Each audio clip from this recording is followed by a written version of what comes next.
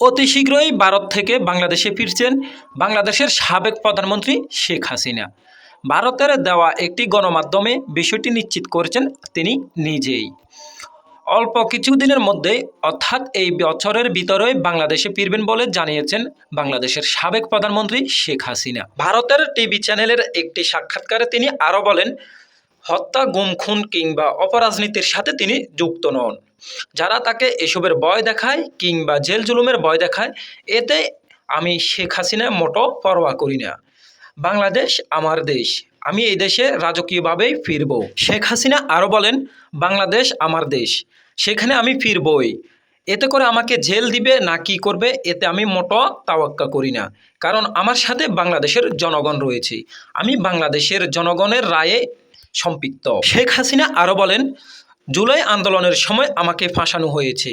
জুলাই আন্দোলনের যে হত্যাকাণ্ডটি হয়েছে তাতে আমি মোটো সম্পৃক্ত ছিলাম না।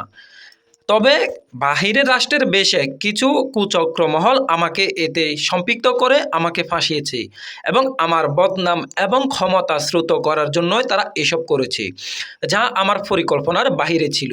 তবে আমার ক্ষমতা যেন নষ্ট হয়ে যায়, ক্ষমতাচ্যুত হয়ে যেন আমি দেশ থেকে পদত্যাগ করি, সেই ব্যাপারে তারা সচেতন হয়ে আমাকে এবং আমার দেশের অর্থাৎ বাংলাদেশের আওয়ামী লীগকে দেশ ছাড়া করেছে। তবে আমার সাথে দেশের জনগণ রয়েছে, আমি দেশের জনগণের রায়ের উপরে সম্পৃক্ত। অর্থাৎ আমি জুলাই আন্দোলনে কাউকে হত্যা কিংবা কারো উপর অত্যাচার করিনি, এমনটাই বলেছিলেন ভারতের গণমাধ্যমে বাংলাদেশের সাবেক প্রধানমন্ত্রী শেখ হাসিনা। প্রিয় দর্শক, আপনার মতামত কি? সাবেক প্রধানমন্ত্রী শেখ হাসিনা বাংলাদেশে আসলে এ দেশের মানুষ কি তাকে মেনে নিবে, নাকি তাকে আবারও ২৪-এর আন্দোলনের মতো প্রত্যাখ্যান করবে? কমেন্ট করে জানিয়ে দিন আপনার মহামূল্যবান মন্তব্যটি।